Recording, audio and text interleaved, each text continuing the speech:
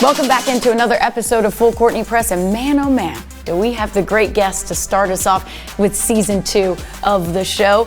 My guest today, Darrell Walker, the head men's basketball coach of the Little Rock Trojans, going into your 8th season, right? 8th or 9th, I don't know, I've lost count. I know, I feel like I've lost count too. You know what? Let's start off with that. You've lost count of how many years you've been here. Why do you continue to coach here? Why do you keep coming back and coaching the Trojans? Well, it's been fun. I've always thought this was a good job. I tried to get this job a couple of years ago, and they gave it to Chris Beard, and I wound up going to Clark Atlanta University and coaching for 2 years, then coming back here. I've lived in Little Rock since 1983 when I got drafted by the New York Knicks, so it made sense with my Arkansas ties to come home and coach. Yeah, absolutely, and you've had success here as well. I'm sure that's another thing that leads into another season. You want to have success, and last year, let's talk a little bit about your team. Because I feel like if you had to characterize last year, and you can tell me if this is how you would, but facing adversity. It was just like you guys were hit every single step of the way with adversity, with injuries. It just felt like, okay, this guy goes down, this guy goes down, this guy goes down. Seriously, how were you guys able to overcome that adversity and still win 19 ball games? I thought this was one of our better coaching jobs as a staff since I've been here because, we had a graduate guy get killed in a car accident right before we was getting ready to play Eastern Illinois, I do believe, I'm not sure. Jordan Jefferson got hurt early in the year, getting hit by a car. He was in the car, he got blindsided, so his back, he was out. Missing somebody. KK was out for the whole season. We were basically shorthanded a lot, but I just had the next man mentality up and give some credit to my players because they Jonathan shouldn't have been playing 37 minutes a game. Basically, Jonathan Loss was playing 37 minutes a game, and I'm glad he didn't get hurt last year because I know at times late in the year he got tired. But for us to win 19 games and make it to the tournament. The OVC tournament I thought it was one of our better coaching jobs. Unfortunately, we just had some bad injuries, so we could do about it. Did you feel like if you hadn't had those injuries, and I know it's woulda, shoulda, coulda. That's hindsight, but yeah. But you've got to feel like with the team you had, you would have been able to win the OVC and make the NCAA tournament. Yeah, I think we would have had a really good chance. You can't take the OVC preseason player of the year just out of the mix and say, okay, he's off your team. Okay, whether he's hurt or transfer, it doesn't matter. KK was gone, and he was a difference maker on our basketball team, and he was no longer on our team. And other guys had to play their position that we didn't bring in to play that position, and now they got to play that position for 30-something minutes, and that was unfair to some of those kids. But at the end of the day, I thought it was a good year. But you can't have the injuries and some of the issues that we had, especially with our graduate assistant dying in that car accident late that morning. That was a surprise when I got that phone call. So we had our chance, just didn't get it done, and then we're looking forward to next year now. When that happened and you got that call, obviously that was hard for your team. Yes. Were you impressed by the bounce back that they were able to have, that they got through the year, having dealt with all of that? That can be tough on 18, 19, 20, 21-year-olds. I gave those guys a chance to vote on whether they wanted to play or not because I knew it was emotional time for everybody. Everybody was close. And they decided, you know what, Coach, we don't think it's good to play. We don't want to play. I said, okay, then we're not going to play the game, and we figured out how to reschedule the basketball game. But at the end of the day, things are not going to always go your way during the season, and it's the teams that can overcome that. And we overcame that to win 19 games, and we should have won 20-some games. But that's here or there, and that's water under the bridge. But at the end of the day, I thought it was really a good year for everything that we went through. You hyped up before the year started. I remember you saying this. Where do you want to see this team get better? Defense, defense, defense, defense, defense. And even though you had all those injuries, right? We were good defensively. That's what I was going to say. You were still third in scoring defense in the OVC. Yeah. And I remember you saying as well, like, we could have done more. Had we had the depth, we could have done more, right? You could have pressed more, right? You could have trapped more. 1-3-1 more, all of that stuff. I'm going to say, you could have done more. did you see a good building spot for your defense last year to go into this year with some of the returners that you have to build off of that? Well, I just thought that we had to get longer and more athletic, and we did that. We addressed that with the people that we recruited. I knew we had to have some more depth. I knew that. We were really shorthanded on that bench last year, and we've created where we can play 8 or 9 guys right now, so that's going to help us. And I just think defensively, for what I've seen this summer and what we've worked on all the way up to now, we could be better defensively than we were last year, and that's scary. Oh, wow. We got to check, but we'll see. But I think it's there.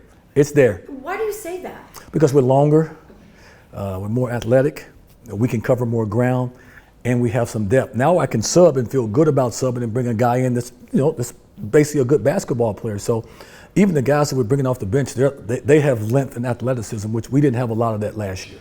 I love that you talk about the depth of this year's team. We're going to talk about some of those guys. I do feel like we have to address the elephant in the room, which was KK Robinson, the news that he goes down. Now he's going to be out for this season as well. And then Kellen, his brother. I mean, goodness gracious, Coach. If it wasn't for bad luck, I wouldn't have any luck. How about that? I mean, I hate to say that, and I'm saying it in a joking way, but it's not really a joking way. Yeah, Kellen went down. KK went down about 3 weeks later. Kellen Robinson was the best player on my team this summer. You go ask Jonathan Lawson and Toon Gakek, and they'll tell you this freshman was the best player on the team. He was an unbelievable force. He goes down. KK was coming back. Eventually, those 2 guys were going to be my starting backcourt, and that was going to be a pretty good backcourt in the OVC. And those guys are down, but now, once again, guys that I brought in to play maybe play 18 to 20 minutes going to have to play 25 to 30 minutes, and well, we'll see how that happens. We'll see what happens with that. Does that mean when you're in practices that you have to condition a little bit heavier, that you have to make sure that these guys are well conditioned? Oh, yeah. I mean, how does that affect you as a coach? Well, I got to be careful because I got 2 guys out already, and I got to be careful about how I practice. But I found that as a coach, once you go past about an hour and 35, 40 minutes at this level in today's day with today's players, mentally they're shot. They're shot. So I try to condense my practices where they're very efficient, very physical, a lot of running, a lot of conditioning, and a lot of teaching. So we get enough running in. And as a coach, the first game of the year on a scale of 1 to 10, I do not want my team to be a 10 condition-wise. No. I want my team to be a 6.5 to about a good solid 7. Then you keep building to get to a 10.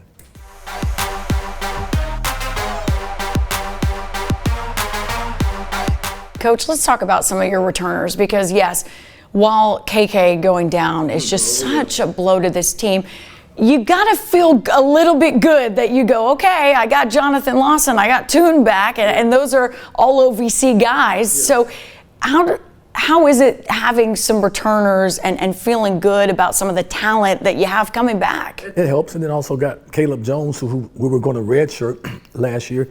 He started some few games for us, so he's back. And Joe redshirted last year. He didn't play. And then Christian Hughes, who played some minutes for us last year, who, by the way, has been playing well this summer and all the fall. So I've gotten some guys back, and the way they have helped me on the court is they teaching some of the guys what we do offensively and defensively and where to go and where to be. Anytime you can return some guys to your team, it's helpful as a coach. Is it, in this day and age with NIL, the transfer portal, it's kind of weird to even see some of those guys come back. For you as a coach, it must be some relief to say, yeah, we do have some guys who know my system, right, who know what I expect and know my culture, right? That's the key. If you get some guys to come back, and Jonathan and Toon both know my system and how I like things done, let's get it out in the open. Jonathan could have left and got a whole lot of money. Trust me on that one. But he was loyal to me. I told him when I first recruited that he was going to play minutes and he was going to have a chance to be an all-OVC player. He probably didn't believe that because he didn't play at his last 2 stops. Matter of fact, played too many minutes, 37 minutes, and was first team all-OVC. If we would have won the league, he'd have been player of the year. Jonathan coming back, Toon coming back, Caleb coming back. That was big to have some guys coming back. Those 3 guys have all started a lot of games, so it was good to have those guys back. And in this business with the NIL, you just never know in the transfer portal. You really don't. It's kind of crazy to see. You just said something there. Loyalty. Oh my gosh. I feel like for some people listening to this right now, they're going, wow, well, that's crazy. I say that, but let's get something straight. A lot of coaches talk about this transfer portal these kids transferring. Years ago when I played, the coaches had the hammer over the players. Well, if you transferred, you had to sit out. It's changed. While the whole time coaches could come and go as they pleased. Now it's an even field, and I have no issue with it. To me, college basketball is professional basketball to me now. I'm an NBA guy, so it's right up my alley. At the end of the day, this is pro sports. You know, guys can, it's no more than guys getting traded. Now they can just get in the transfer portal. Do you feel like your experience in the NBA just really prepped you for all of this new world, this new age of college athletics? You just said, it's just like pro ball. I'm good. I feel good there. It is. It is. It's no more than you're not playing a guy in the NBA and a guy will come up to you and say, Coach, I'm not playing. I want to be traded. I said, okay, well, let me see if I can work out a trade for you. Now kids just come up and tell you that they're putting their name in the transfer portal. All this NIL stuff. When it first came out, I said, you know what? I'm an NBA general manager. I got to deal with a salary cap now. Who am I going to pay and how much I'm going to pay this guy? It's basically the NBA to me. It really is. You want to say it's college, that's fine. But at the end of the day, you're paying players to play. You can call it how you want, sugarcoat it how you want. It's professional sports to me. You can, and I get that. Some people we just have to be on a college campus, but it's professional sports. And I get that. I feel like a lot of people realize that as well. But it's a new age of college athletics. It has changed. And let's just be honest. I said this 15 years ago. If the NCAA just would have gave every student athlete $5,000, kids would have been jumping out the dorm room from the third floor going, I'm going to get $5,000, going crazy. The NCAA has basically pimped athletes for a long time. They've set on billions and billions and billions of dollars off of all athletes that have played in football, basketball, volleyball, whatever it is. Let's just be honest about it. You can say the kid's on a scholarship, that's fine. There's nothing wrong with that. But at the end of the day, if I'm getting a $50,000 scholarship and you sitting on $5 billion that I help you earn, you do the math on that. I don't think you got to go to Harvard or Princeton to understand the math on that one. You're going to want a slice of the pie, right? You're going to want a slice of the pie, and it was going to happen. We all knew it was going to happen. Mm-hmm. And like you said, the NCAA saw it happening, but they just said, we're just going to. But if they could have stopped it by giving every athlete $5,000. I agree. You do the math on that. Somebody gave you $5,000 as a track run. You'd be like, oh, I got this coming January 1st. Girl, we're going shopping. I'm going to have a good time. Yeah. But no, it didn't happen that way. Now the genie's out the bottle. And she's a little too thick to go back into the bottle. So she's out. I like how you say that. That is a good way to say that. We kind of got off on a tangent here, but I did want to ask you about your newcomers. Because while I say, yeah, you got some great returners, you bring in some great guys as well. Can you go over kind of who people should be on the watch for this season? I got two junior college players that's trying to learn the system. Cam Wallace, who played at Parkview for Skyler Thurman, I do believe, was a JUCO All-American at Holmes Junior College. So he's going to be able to help us offensively for sure. And Truman's a really talented guard that's just right now trying to figure out how to fit in offensively and defensively. But he has some talent. I think he's really talented and he's capable of starting on my basketball team. I'm trying to think, of course, Kellen Robinson is hurt, but we got Kason Robinson. Another Robinson's on the basketball team, and this one is healthy, so that's good. And Kason's going to probably wind up being our starting point guard because he's played well. Since he's been back from the fall, he's played pretty well. I'm trying to think. I'm missing somebody. There's so many new guys, but those are the guys that I can remember right now that's coming back. And we have a solid basketball team. Yeah, I mean, you definitely do. You wouldn't be a preseason pick to win the OVC. I know that doesn't matter to you, Coach. I know. My second year, they picked us in last place, and we won. We came in first place. So I'll let you figure that one out right there. And I don't know what they picked us last year. They may have picked us first or third last year. You know, that's just a prediction. It's easy to predict that, but they don't know that Kellen and Kason, my starting backcourt, it's out. It's out.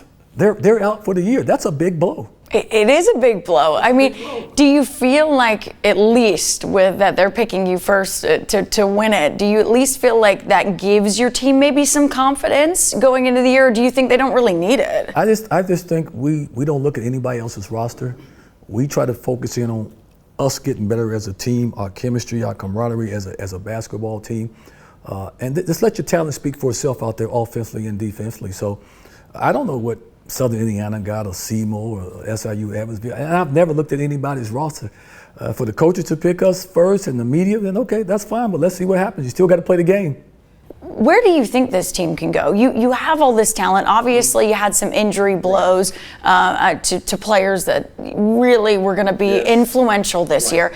But where do you think this team can go? Because there's a lot of people out there that even though you lost two important players and impact players, believe that you guys can still make a run at winning the OVC and possibly making the NCAA tournament. I think we're more than capable of winning the OVC and getting to the NCAA tournament.